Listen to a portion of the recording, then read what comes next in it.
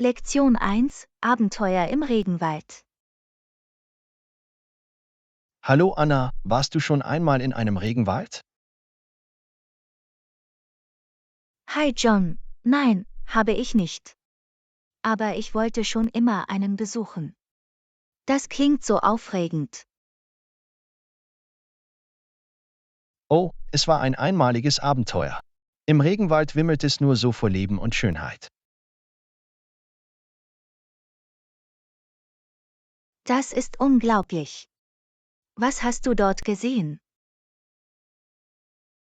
Ich sah bunte Vögel wie Papageien und Tukane, die frei in den Bäumen herumflogen. Wow, das muss ein atemberaubender Anblick gewesen sein. Das war es in der Tat. Ich begegnete auch Affen, die von Ast zu Ast schwangen. Wie faszinierend. Hast du noch andere Tiere gesehen? Ja, ich habe einen Jaguar gesehen, der leise seine Beute durch das dichte Laub verfolgt. Das klingt aufregend, aber auch ein bisschen gruselig. Es war ein bisschen nervenaufreibend, aber es erinnerte mich an die unglaubliche Kraft der Natur. Absolut. Die Natur kann gleichzeitig beeindruckend und demütigend sein. Das ist wahr. Der Regenwald ist ein empfindliches Ökosystem, das wir schützen müssen. Ich stimme voll und ganz zu. Wir sollten unseren Beitrag zur Erhaltung dieser wertvollen Lebensräume leisten. Auf jeden Fall. Regenwälder sind wie die Lunge unseres Planeten und versorgen uns mit sauberer Luft. Es ist wichtig, dass wir das Bewusstsein für ihre Bedeutung schärfen. Absolut. Wir sollten auch von indigenen Gemeinschaften lernen, die seit Generationen harmonisch mit dem Regenwald leben.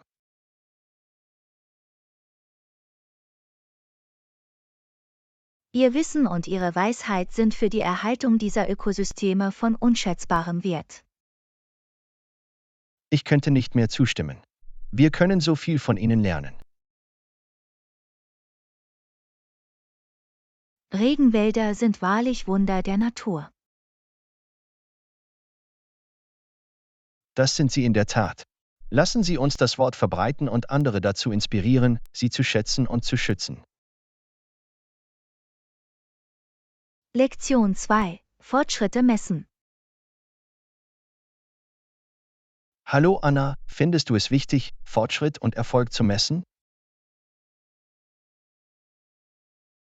Hallo John. Absolut. Unsere Fortschritte zu verfolgen hilft uns, motiviert zu bleiben und zu sehen, wie weit wir gekommen sind. Ich stimme zu. Es gibt uns ein Erfolgserlebnis und hilft uns, neue Ziele zu setzen. Auf jeden Fall. Außerdem können wir so Bereiche identifizieren, in denen wir uns verbessern können. Das ist wahr. Es hilft uns, konzentriert zu bleiben und unterwegs Anpassungen vorzunehmen. Exakt. Wir können beurteilen, was funktioniert und was geändert werden muss. Es ist, als ob wir eine Roadmap für unser persönliches und berufliches Wachstum haben. Ja, und es geht nicht nur um das Endergebnis, sondern auch um die Reise selbst. Absolut. Jeder Schritt vorwärts ist für sich genommen ein Erfolg.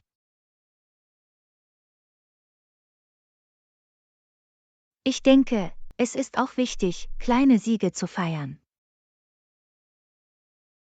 Es stärkt unsere Moral und motiviert uns, weiter voranzukommen. Es ist, als würde man eine Treppe bauen, um unsere ultimativen Ziele zu erreichen. Gut gesagt. Es geht um kontinuierliche Verbesserung und Lernen. Und es ist wichtig, sich daran zu erinnern, dass Fortschritt nicht immer linear verläuft. Das ist wahr. Manchmal müssen wir Rückschläge hinnehmen, aber das ist Teil des Prozesses. Es geht darum, sich zu erholen und widerstandsfähig zu bleiben. Exakt. Fortschritt bedeutet Beharrlichkeit und kein Aufgeben. Es ist auch hilfreich, ein Unterstützungssystem zu haben, das uns anfeuert. Ja, uns mit positiven Einflüssen zu umgeben, kann einen großen Unterschied machen. Machen wir uns also auf den Weg, messen wir unsere Fortschritte und feiern wir dabei unsere Erfolge. Ich könnte nicht mehr zustimmen. Lasst uns weiter wachsen und großartige Dinge erreichen. Lektion 3: Geduldig warten. Hallo Anna, ich habe auf eine Antwort des Kundenservice-Teams gewartet. Hallo John. Das ist gut zu hören. Hoffentlich helfen sie dir bald weiter. Das hoffe ich auch. Es ist wichtig, geduldig zu sein, wenn Sie auf Ihre Hilfe warten. Absolut. Manchmal dauert es eine Weile, bis sie antworten. Ich verstehe. Sie haben es möglicherweise mit einer großen Anzahl von Anfragen zu tun. Das ist wahr. Sie tun ihr Bestes, um allen zu helfen. Ich werde geduldig sein und auf Ihre Hilfe warten. Am Ende lohnt es sich.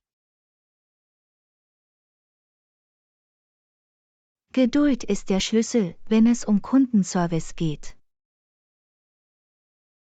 Es ist wichtig, sich daran zu erinnern, dass Sie hart daran arbeiten, unsere Probleme zu lösen. Das ist richtig. Sie sind da, um uns zu helfen, und sie werden uns so schnell wie möglich erreichen. Ich schätze Ihre Bemühungen. Es ist beruhigend zu wissen, dass Sie dabei sind. Auf jeden Fall. Kann ich Ihnen in der Zwischenzeit mit etwas anderem weiterhelfen? Eigentlich habe ich eine Frage zum Rechnungsauszug. Ich werde mein Bestes tun, um dir zu helfen. Was würdest du gerne wissen? Ich habe eine Diskrepanz bei den Gebühren festgestellt. Wie kann ich das Problem lösen? Ich kann Sie durch den Prozess der Kontaktaufnahme mit der Rechnungsabteilung führen. Das wäre toll. Ich schätze Ihre Hilfe.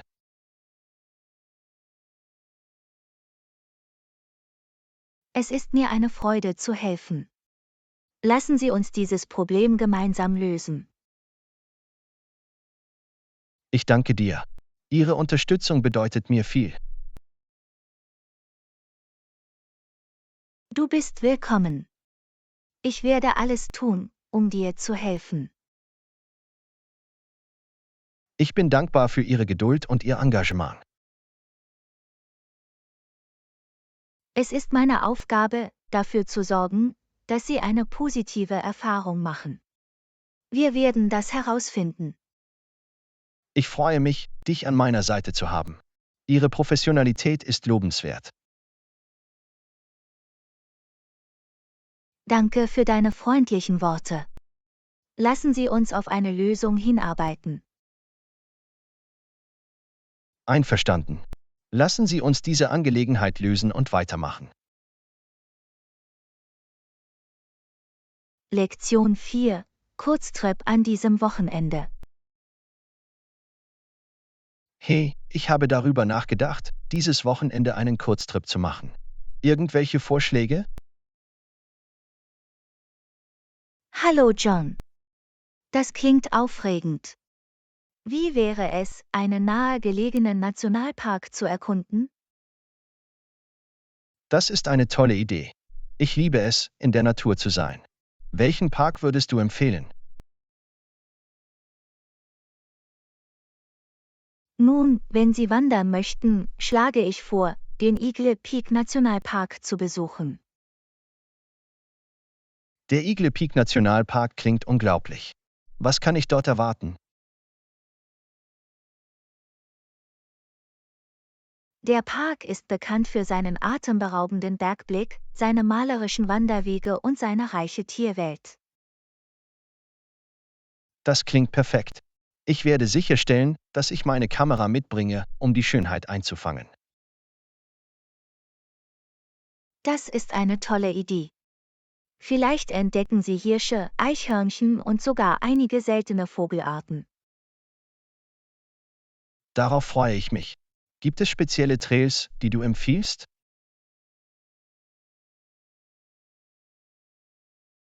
Der Eagles Nest Trail bietet atemberaubende Ausblicke vom Gipfel.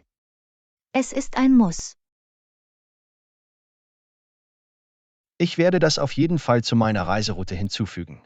Irgendwelche anderen Vorschläge?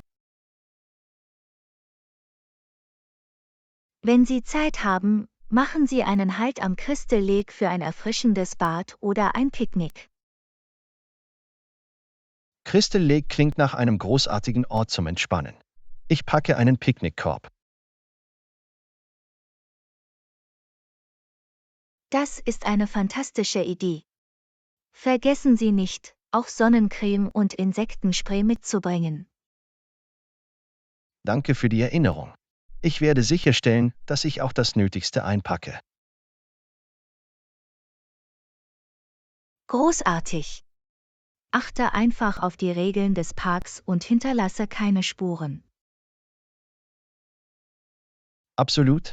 Ich glaube daran, die Schönheit der Natur zu bewahren.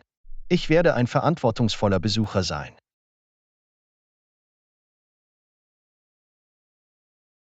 Das ist wunderbar zu hören. Genießen Sie Ihren Wochenendausflug und haben Sie eine fantastische Zeit. Ich danke dir. Ich freue mich über Ihre Vorschläge. Ich freue mich sehr darauf.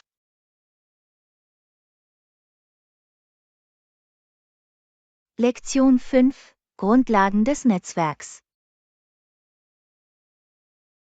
Hallo Anna, ich habe darüber nachgedacht, mein berufliches Netzwerk zu erweitern.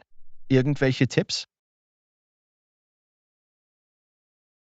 Hallo John. Das ist ein kluger Schachzug. Der Aufbau eines professionellen Netzwerks ist unerlässlich. Ich stimme zu. Wie kann ich anfangen, mein Netzwerk effektiv aufzubauen? Eine Möglichkeit besteht darin, an Branchenveranstaltungen und Konferenzen teilzunehmen, um gleichgesinnte Fachleute zu treffen. Das klingt nach einer großartigen Idee. Wie finde ich diese Veranstaltungen? Sie können online nach branchenspezifischen Veranstaltungen suchen oder professionellen Netzwerkgruppen beitreten. Ich werde einige Nachforschungen anstellen und Veranstaltungen finden, die meinen Interessen entsprechen. Danke. Du bist willkommen. Eine andere Möglichkeit, sich zu vernetzen, sind Social-Media-Plattformen wie LinkedIn. LinkedIn natürlich. Ich werde mein Profil aktualisieren und anfangen, mit Fachleuten in Kontakt zu treten. Das ist ein guter Plan. Vergessen Sie nicht, Ihre Verbindungsanfragen zu personalisieren. Auf jeden Fall. Ich werde auf jeden Fall erwähnen, wie wir gegenseitig von einer Verbindung profitieren können. Hervorragend. Denken Sie daran, sich mit den Beiträgen anderer zu beschäftigen und auch wertvolle Inhalte zu teilen. Der Austausch mit anderen hilft mir, sinnvolle Verbindungen herzustellen. Das werde ich im Hinterkopf behalten. Ein weiterer Netzwerktipp ist der Beitritt zu Berufsverbänden oder branchenbezogenen Clubs. Der Beitritt zu solchen Organisationen ermöglicht es mir, mich mit Fachleuten auf meinem Gebiet zu vernetzen. Ja, du wirst die Möglichkeit haben, an Veranstaltungen teilzunehmen und Leute mit gemeinsamen Interessen zu treffen. Das klingt vielversprechend. Ich werde prüfen, ob ich relevanten Organisationen beitreten kann. Danke. Du bist willkommen. Zu guter Letzt, unterschätzen Sie nicht die Macht von Informationsinterviews. Informationsinterviews? Kannst du mir mehr über sie erzählen? In diesem Fall wenden Sie sich an Fachleute in Ihrem gewünschten Bereich, um Informationsgespräche zu führen. Ah, ich verstehe. Es ist eine großartige Möglichkeit, aus ihren Erfahrungen zu lernen und mein Netzwerk zu erweitern. Exakt. Menschen sind oft bereit, Erkenntnisse und Ratschläge weiterzugeben, wenn sie sich ihnen respektvoll nähern. Ich werde anfangen, Fachleute zu kontaktieren, die ich bewundere, und um Informationsinterviews bitten. Das ist eine fantastische Idee. Es zeigt Ihren proaktiven Lern- und Netzwerkansatz.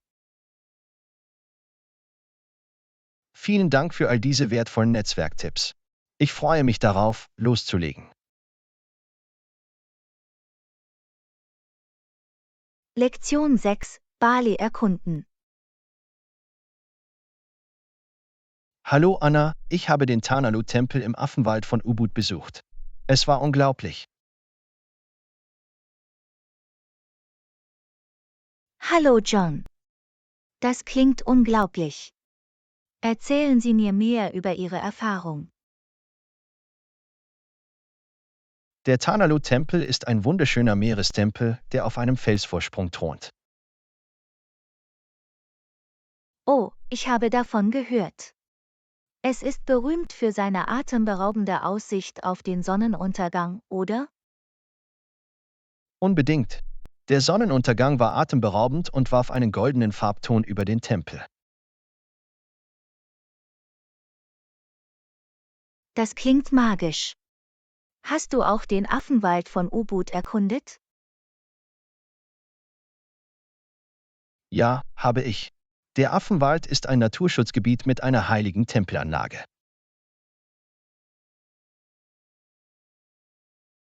Es muss faszinierend gewesen sein, die Affen aus der Nähe zu sehen. Das war es in der Tat. Die Affen sind boshaft, aber auch ziemlich bezaubernd. Ich habe Bilder gesehen, auf denen sie die Habseligkeiten von Leuten stehlen. Ist dir das passiert? Überraschenderweise nein. Ich habe darauf geachtet, meine Sachen sicher aufzubewahren und es zu vermeiden, sie zu füttern. Das ist ein kluger Ansatz. Es ist wichtig, ihr natürliches Verhalten zu respektieren. Absolut. Ich habe es genossen, sie aus der Ferne zu beobachten und ihren natürlichen Lebensraum zu schätzen. Hast du neben Tana Lot und dem Affenwald noch andere Attraktionen auf Bali besucht? Ja, ich habe auch die Reisterrassen in Tegalalang und die schönen Strände in Seminyak erkundet. Die Reisterrassen müssen atemberaubend gewesen sein. Hast du irgendwelche unvergesslichen Fotos gemacht? Ich habe einige unglaubliche Aufnahmen von den üppigen grünen Terrassen und den lokalen Bauern bei der Arbeit gemacht. Das ist wunderbar. Es ist toll, diese Erinnerungen fotografisch festhalten zu lassen. In der Tat. Bali ist ein Ort von natürlicher Schönheit und reichem kulturellen Erbe. Es klingt, als hättest du eine bereichernde Erfahrung gemacht. Gibt es noch andere Höhepunkte Ihrer Reise? Ich habe auch gerne die lokale Küche probiert, insbesondere die traditionellen balinesischen Gerichte. Die balinesische Küche ist bekannt für ihre lebendigen Aromen.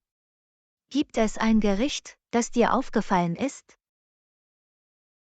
Die Babi Guling und Nasi Goreng waren absolut köstlich. Ich werde hungrig, wenn ich nur davon höre.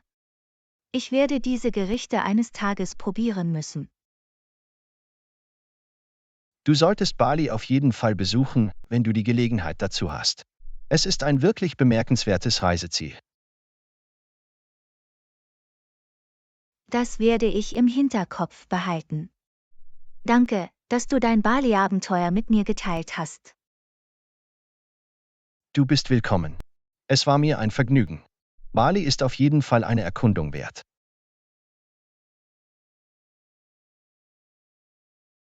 Lektion 7: Eine Reise zum gesunden Essen.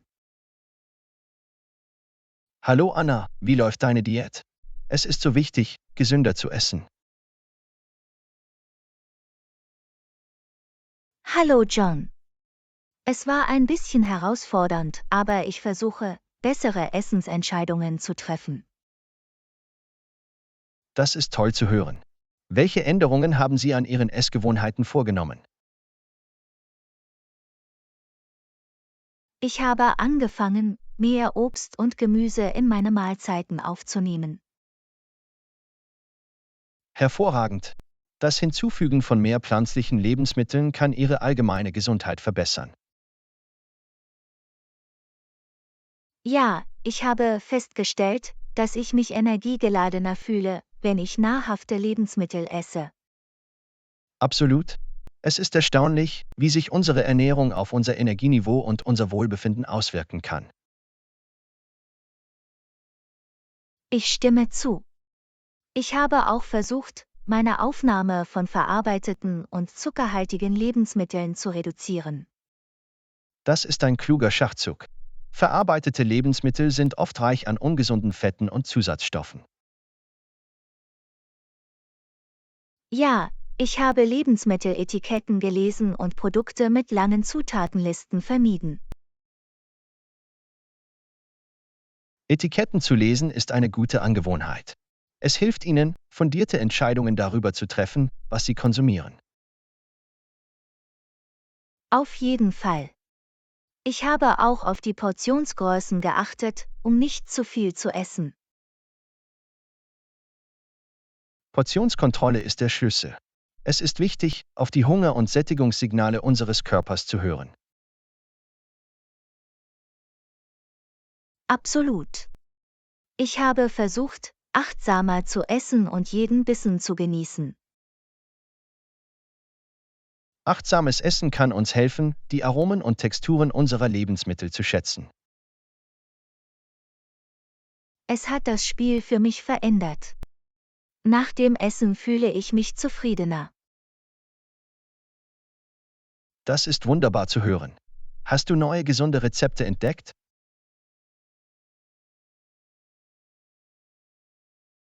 Ja, ich habe mit verschiedenen Salatkombinationen und hausgemachten Smoothies experimentiert. Das ist fantastisch. Wenn Sie Ihre eigenen Mahlzeiten zubereiten, können Sie die Zutaten kontrollieren. In der Tat. Außerdem macht es Spaß, in der Küche kreativ zu werden und neue Geschmacksrichtungen auszuprobieren.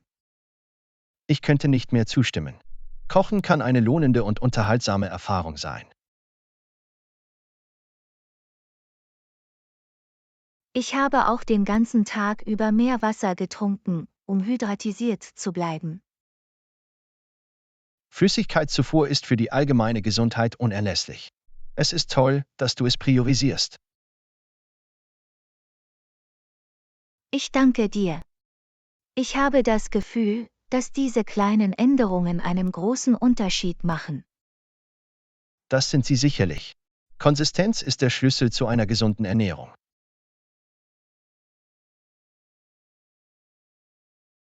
Ich werde das im Hinterkopf behalten und mich weiterhin für eine gesunde Ernährung einsetzen.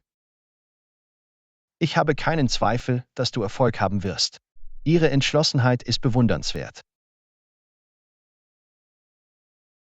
Danke für deine Ermutigung. Es bedeutet mir sehr viel. Du bist willkommen. Denken Sie daran, ich bin hier, um Sie bei jedem Schritt zu unterstützen. Das ist wirklich nett von dir. Ich schätze deine Unterstützung und Freundschaft. Es ist mir ein Vergnügen. Gemeinsam können wir unsere Gesundheitsziele erreichen. Lektion 8: Pflege empfindlicher Gegenstände.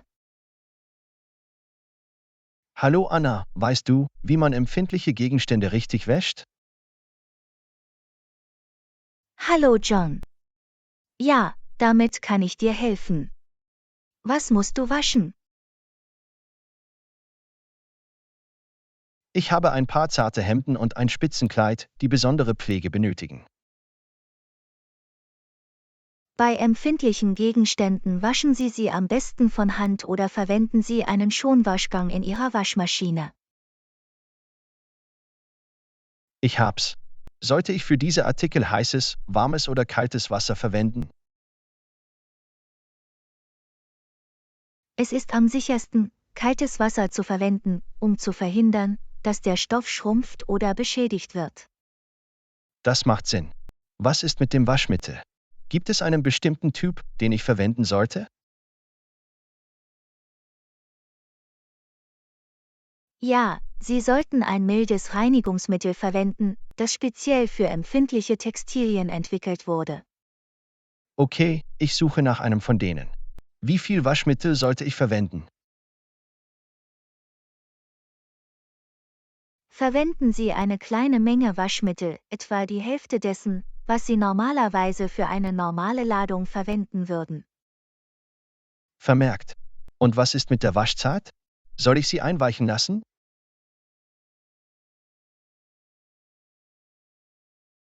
Es empfiehlt sich, empfindliche Gegenstände für eine kürzere Dauer zu waschen, um übermäßiges Schütteln zu vermeiden.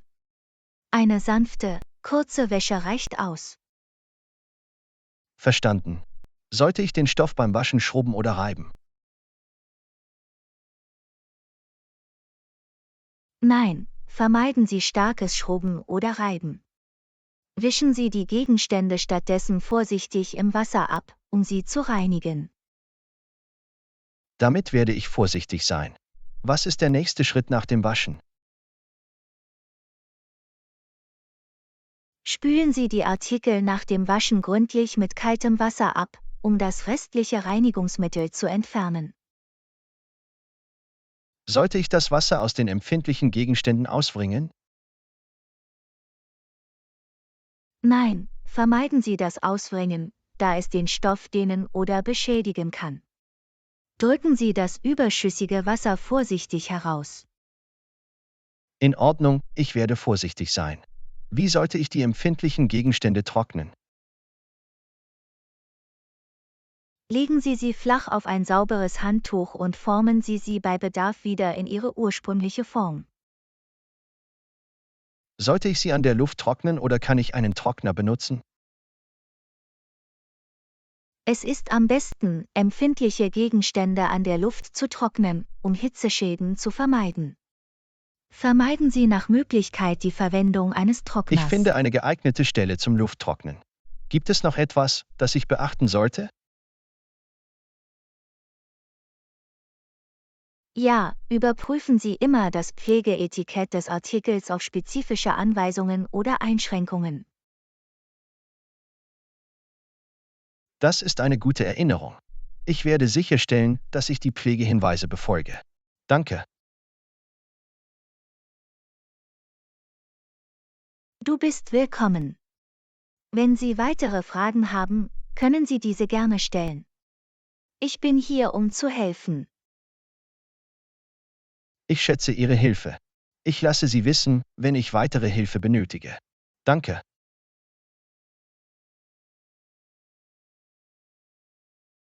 Lektion 9: Die Wirkung von Feng Shui.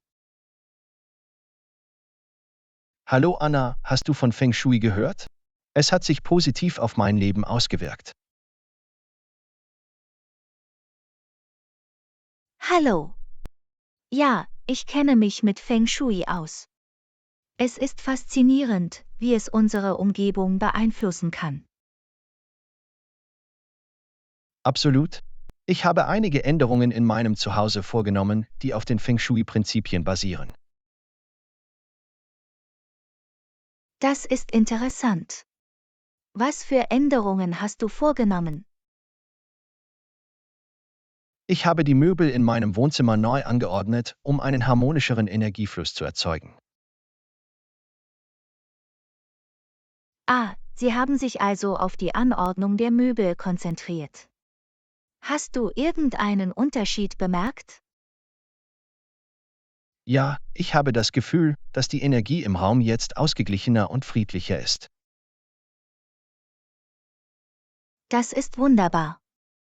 Feng Shui zielt darauf ab, ein harmonisches Umfeld für ein besseres Wohlbefinden zu schaffen. Exakt. Ich habe auch einige Pflanzen hinzugefügt, um positive Energie einzubringen und die Luftqualität zu verbessern. Pflanzen können in der Tat das Ambiente verbessern und ein gesünderes Raumklima schaffen. Das tun sie auf jeden Fall. Ich habe einen Unterschied in der allgemeinen Atmosphäre meines Zuhauses festgestellt. Gibt es neben Möbeln und Pflanzen noch andere Feng Shui-Elemente, die Sie integriert haben? Ja, ich habe darauf geachtet, meinen Raum aufzuräumen und zu organisieren, um einen besseren Energiefluss zu ermöglichen. Entrumpeln ist eine gängige Empfehlung im Feng Shui. Es hilft, ein Gefühl der Ruhe zu erzeugen. Das tut es wirklich. Seit der Implementierung dieser Änderungen fühle ich mich wohler und weniger überfordert. Das ist fantastisch zu hören. Es ist erstaunlich, wie sich unsere Umgebung auf unser Wohlbefinden auswirken kann.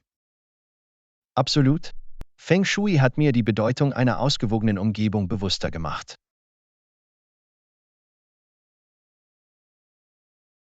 Bewusstsein ist der Schlüssel. Es ermöglicht uns, bewusste Entscheidungen zu treffen, um unser tägliches Leben zu verbessern. Ich könnte nicht mehr zustimmen. Feng Shui war ein wertvolles Instrument für das persönliche Wachstum. Es ist toll, dass Sie etwas gefunden haben, das bei Ihnen ankommt und positive Veränderungen bewirkt. Ich bin dankbar, etwas über Feng Shui gelernt zu haben. Es hat einen Unterschied in meinem Leben gemacht. Dankbarkeit ist eine wunderbare Denkweise, die es zu kultivieren gilt. Es bringt mehr Positivität in unser Leben. In der Tat.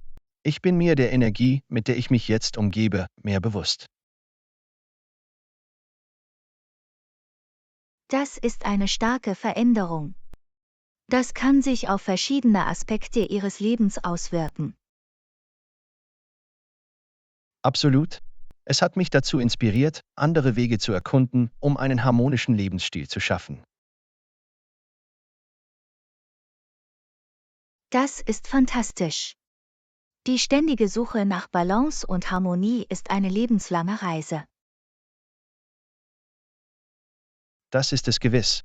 Ich freue mich darauf, in dieser Hinsicht weiter zu lernen und zu wachsen. Neues Wissen und neue Erfahrungen anzunehmen ist eine schöne Art zu leben. Macht weiter so. Ich danke dir. Ich schätze Ihre Ermutigung und Unterstützung auf dieser Reise. Du bist willkommen.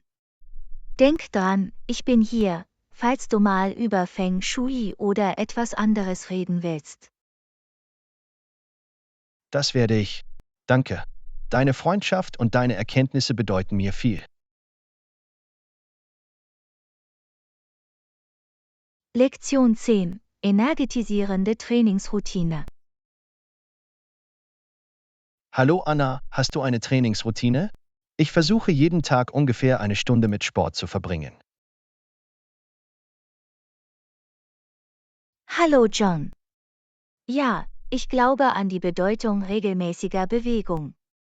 Welche Aktivitäten machen dir Spaß? Ich mag es zu vermischen.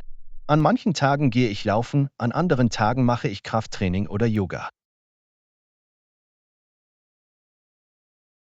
Das ist großartig. Abwechslung hilft dabei, die Dinge interessant zu halten und zielt auf verschiedene Fitnessbereiche ab. Absolut. Es verhindert auch Langeweile und hilft mir, motiviert zu bleiben. Ich stimme zu. Wie fängst du normalerweise deine Trainingseinheit an? Ich beginne mit einer Aufwärmübung, um meinen Körper auf das bevorstehende Training vorzubereiten. Das Aufwärmen ist entscheidend, um Verletzungen vorzubeugen. Welche Übungen nimmst du in dein Aufwärmen auf? Normalerweise beginne ich mit leichten Cardioübungen wie Humping Jacks oder Joggen an Ort und Stelle. Das ist ein guter Weg, um ihre Herzfrequenz zu erhöhen und die Durchblutung zu erhöhen. Ja, es hilft, meine Muskeln und Gelenke zu lockern, bevor ich zu intensiveren Übungen übergehe. Auf welche Art von Übung konzentrierst du dich nach dem Aufwärmen? Das hängt vom Tag ab. An Cardio-Tagen gehe ich laufen oder benutze den Crosstrainer.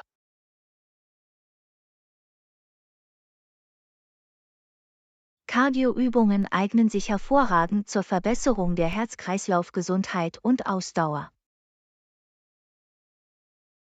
Das sind sie auf jeden Fall.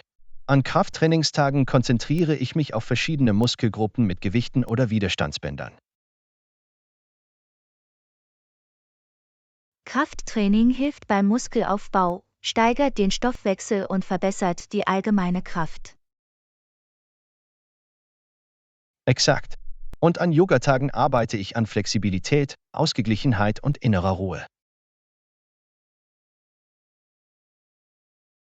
Yoga ist eine wunderbare Praxis für körperliches und geistiges Wohlbefinden. Das ist es wirklich. Ich finde, es hilft mir auch, mich zu entspannen und Stress abzubauen. Das ist ein großer Vorteil von Yoga. Haben Sie nach dem Training irgendwelche Abkühlungsübungen? Ja, ich nehme mir immer Zeit für eine Abkühlung. Ich dehne mich etwas und atme tief durch, um meine Herzfrequenz zu senken. Abkühlungsübungen sind unerlässlich, um Ihren Körper allmählich wieder in einen Ruhezustand zu versetzen. Mir ist aufgefallen, dass es auch hilft, Muskelkater und Steifheit zu reduzieren. Absolut. Es ist wichtig, dass Sie sich auch nach dem Training um Ihren Körper kümmern. Ich könnte nicht mehr zustimmen. Flüssigkeitszufuhr ist auch während des Trainings von entscheidender Bedeutung. Ich achte immer darauf, viel Wasser zu trinken. Für optimale Leistung und allgemeine Gesundheit ist es wichtig, ausreichend Flüssigkeit zu sich zu nehmen. Auf jeden Fall. Es ist erstaunlich, wie sich Bewegung so positiv auf unser körperliches und geistiges Wohlbefinden auswirken kann.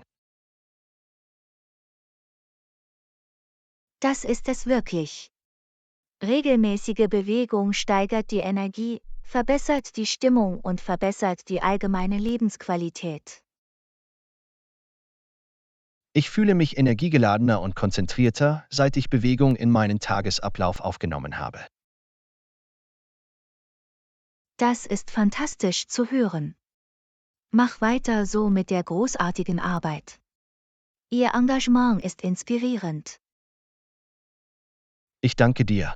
Ich schätze Ihre Unterstützung und Ermutigung. Es bedeutet mir viel.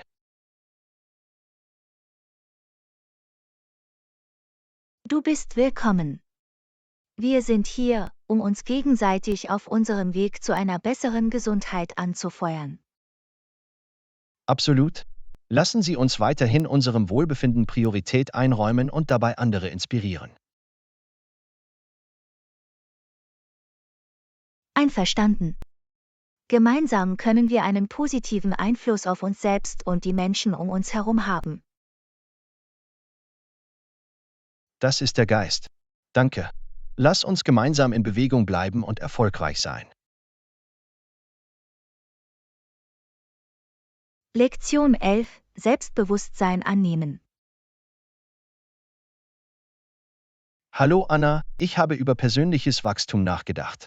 Es ist wichtig, sich seiner selbst bewusst zu sein und bereit zu sein, zu wachsen, findest du nicht? Hallo.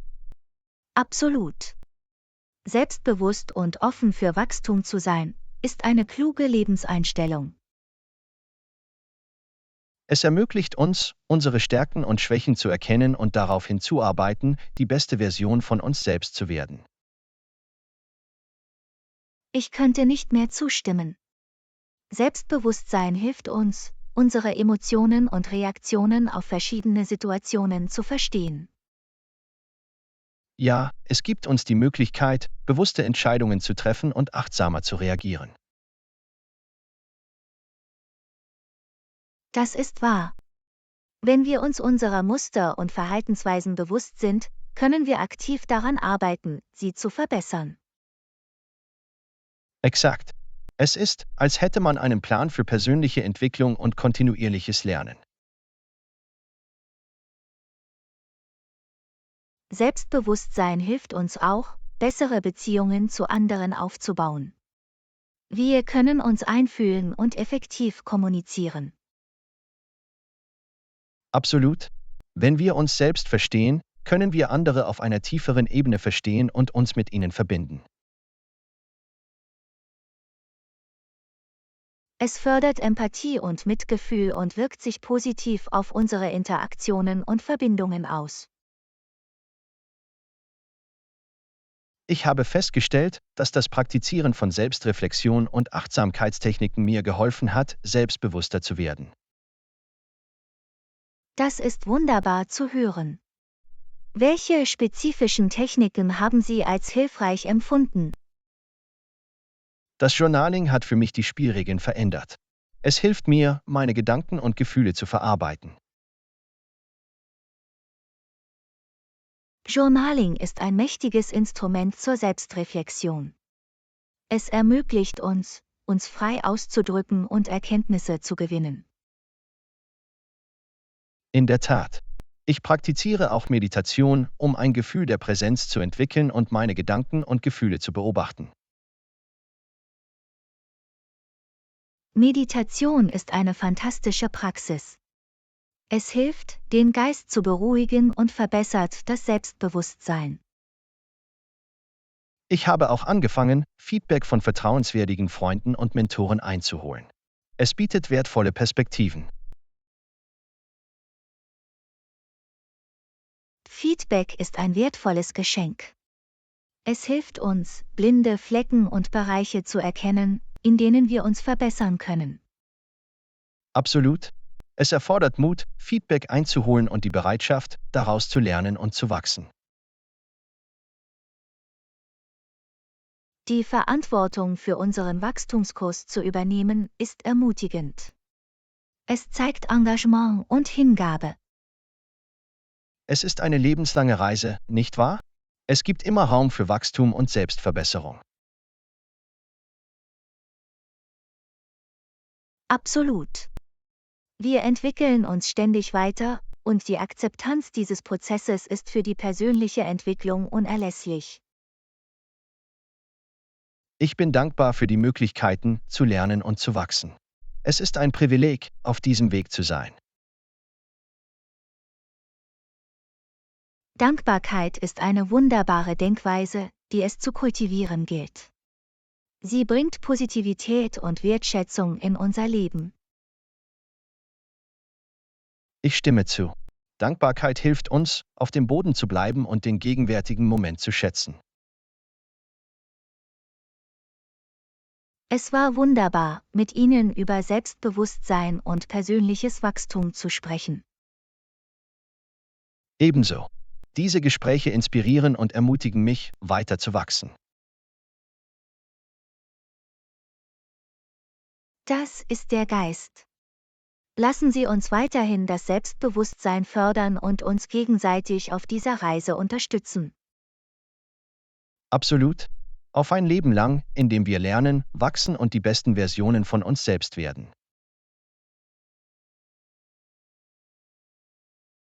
Lektion 12: Tools zur Selbstfindung erkunden. Hallo Anna, ich habe nach Tools gesucht, die bei der Selbstfindung helfen. Ich werde sie mir bald ansehen. Hallo John. Das ist wunderbar. Die Erkundung von Tools zur Selbstfindung kann eine aufregende Reise sein. Absolut.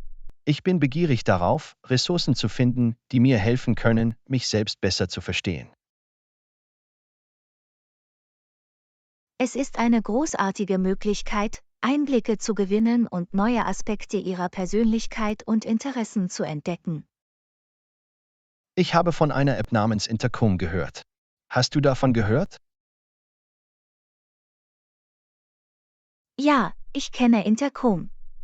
Es handelt sich um eine Plattform, die verschiedene Tools und Ressourcen zur Selbsteinschätzung bietet. Das klingt vielversprechend. Ich freue mich darauf, es auszuprobieren und zu sehen, was ich über mich selbst herausfinden kann. Es ist eine fantastische Möglichkeit, tiefer in ihre Stärken, Werte und Wachstumsbereiche einzutauchen. Das ist genau das, was ich anstrebe. Das Verständnis meiner Stärken kann mir helfen, bessere Entscheidungen zu treffen. Absolut. Wenn Sie Ihre Stärken identifiziert haben, können Sie Ihre Ziele und Maßnahmen entsprechend ausrichten. Das ist das Ziel. Ich möchte meine Stärken nutzen, um ein erfüllteres und zielgerichteteres Leben zu führen. Das ist ein kluger Ansatz. Selbstfindung kann Sie auf einen Weg führen, der Ihrem Wesen entspricht. Es ist wichtig, authentisch zu leben, nicht wahr? Mich selbst besser zu entdecken wird mir dabei helfen. Auf jeden Fall. Wenn Sie sich selbst besser verstehen, können Sie Entscheidungen treffen, die Ihren Werten entsprechen. Das ist wahr. Ich freue mich auch darauf, durch Selbstfindung neue Interessen und Hobbys zu entdecken. Selbstfindung kann Türen zu neuen Leidenschaften und Aktivitäten öffnen, an die Sie vielleicht noch nicht gedacht haben. Darauf hoffe ich.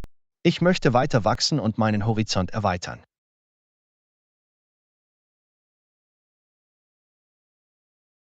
Es ist eine wunderschöne Reise. Die Selbstfindung zu fördern ermöglicht ein kontinuierliches persönliches Wachstum. Ich könnte nicht mehr zustimmen. Es gibt immer etwas Neues über uns selbst und die Welt um uns herum zu lernen. Absolut. Selbstfindung ist ein lebenslanger Prozess, der uns neugierig macht und uns mit dem Leben beschäftigt. Ich bin dankbar für die Gelegenheit, mich auf diese Reise der Selbstfindung zu begeben. Dankbarkeit ist eine wunderbare Denkweise, die es zu kultivieren gilt. Sie bringt Positivität und Wertschätzung in unser Leben. Ich stimme zu. Es war großartig, mit Ihnen über Selbstfindung und persönliches Wachstum zu sprechen. Ebenso. Diese Gespräche inspirieren und ermutigen mich auch. Danke fürs Teilen. Du bist willkommen. Lass uns weiter forschen und uns selbst entdecken, Schritt für Schritt.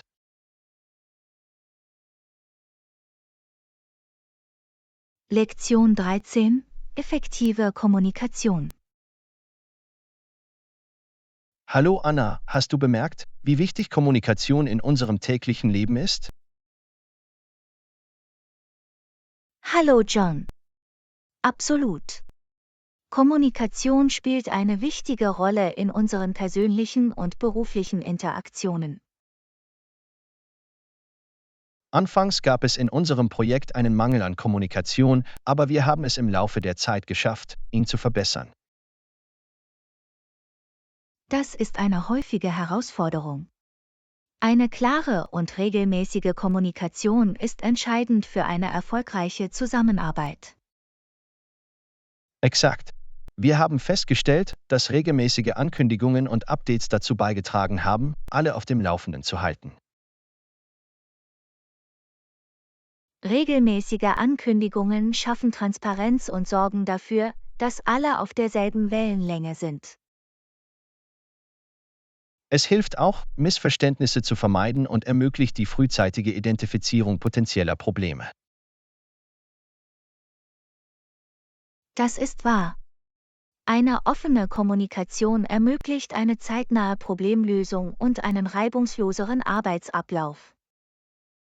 Wir haben auch gelernt, wie wichtig es ist, bei Treffen und Diskussionen aktiv zuzuhören. Aktives Zuhören ist der Schlüssel. Es zeigt Respekt und hilft uns, verschiedene Perspektiven zu verstehen. Es fördert Empathie und fördert ein unterstützendes und integratives Umfeld. Absolut. Wenn wir aufmerksam zuhören, können wir effektiv reagieren und stärkere Beziehungen aufbauen. Wir haben auch den Wert nonverbaler Kommunikationshinweise wie Körpersprache und Gesichtsausdrücke entdeckt. Nonverbale Hinweise können Emotionen und Absichten vermitteln und so das allgemeine Verständnis einer Botschaft verbessern. Es ist faszinierend, wie viele Informationen durch nonverbale Kommunikation vermittelt werden können. In der Tat. Es ist wichtig, auf unsere eigenen nonverbalen Hinweise zu achten und sie bei anderen richtig zu interpretieren. Wir haben auch erkannt, wie wichtig Feedback für die Verbesserung der Kommunikationseffektivität ist. Feedback ist für Wachstum unerlässlich. Es hilft uns zu verstehen, wie unsere Kommunikation wahrgenommen wird und die notwendigen Anpassungen vorzunehmen. Konstruktives Feedback ermöglicht es uns, unsere Kommunikationsfähigkeiten zu verfeinern und bessere Kommunikatoren zu werden. Das ist wahr.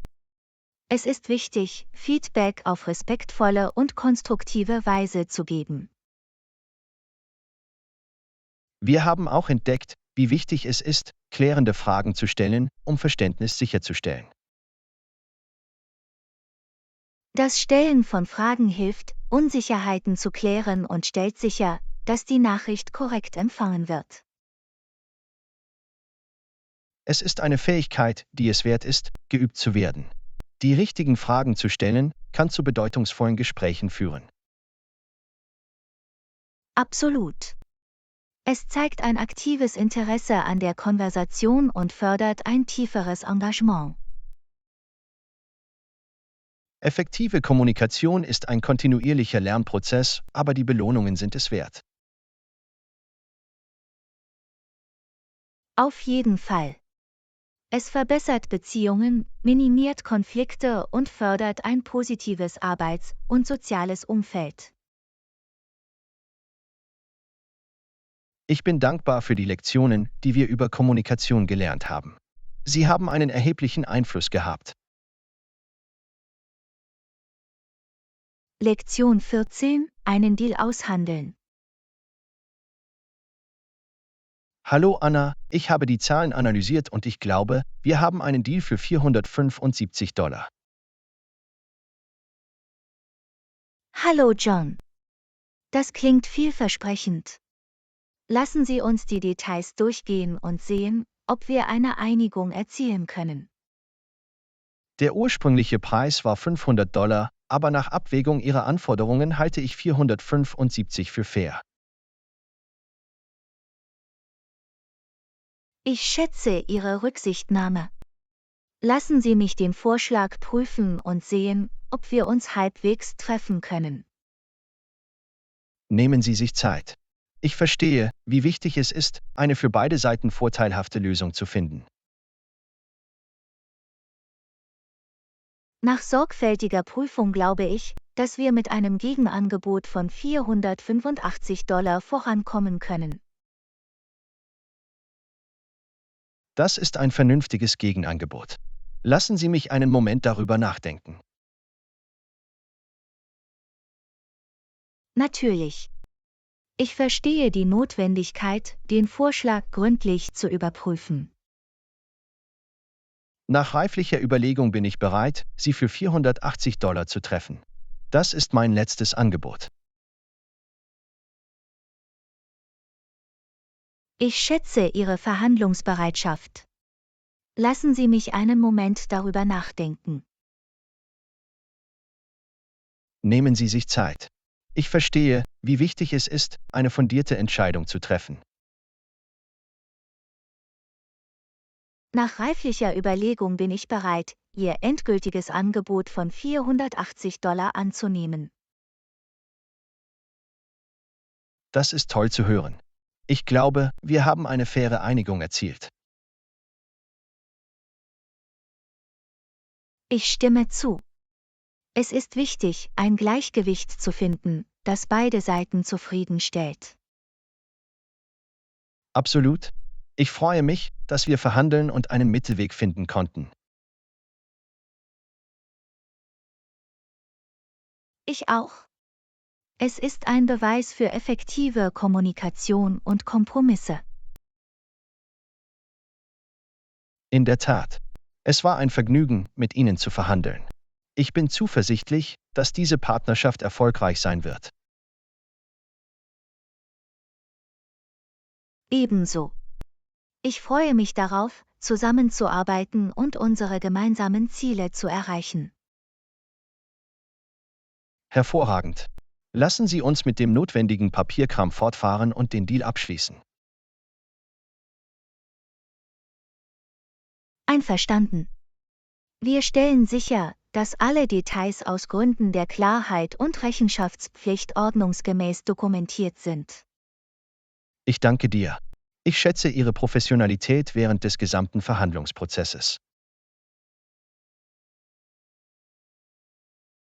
Lektion 15: Work-Life-Balance. Hallo Anna, ich fühle mich in letzter Zeit von der Arbeit überwältigt.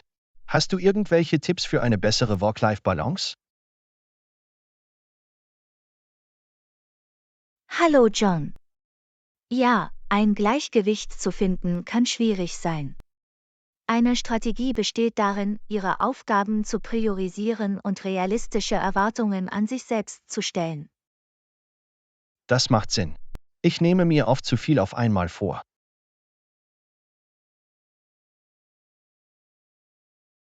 Es ist wichtig, sich daran zu erinnern, dass Sie nicht alles auf einmal tun können. Teilen Sie Ihre Aufgaben in überschaubare Teile auf und konzentrieren Sie sich jeweils auf eine Sache. Das ist ein guter Ansatz. Ich denke, ich muss auch meine Zeitmanagementfähigkeiten verbessern. Zeitmanagement ist entscheidend. Erwägen Sie den Einsatz von Projektmanagement-Tools, um Ihre Aufgaben und Termine zu organisieren. Das ist ein toller Vorschlag. Haben Sie Empfehlungen für Projektmanagement-Tools?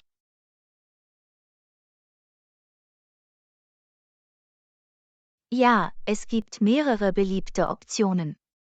Trello, Asana und Monday.com sind allesamt benutzerfreundliche und effektive Tools. Ich werde mir die ansehen. Eine visuelle Darstellung meiner Aufgaben und Termine wird auf jeden Fall helfen.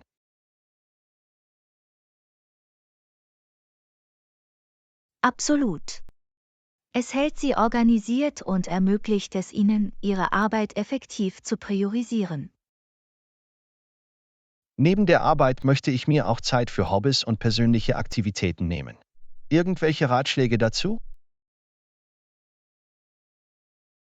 Planen Sie spezielle Zeit für Aktivitäten ein, die Ihnen Spaß machen. Behandle sie als wichtige Termine für dich selbst. Mir gefällt die Idee.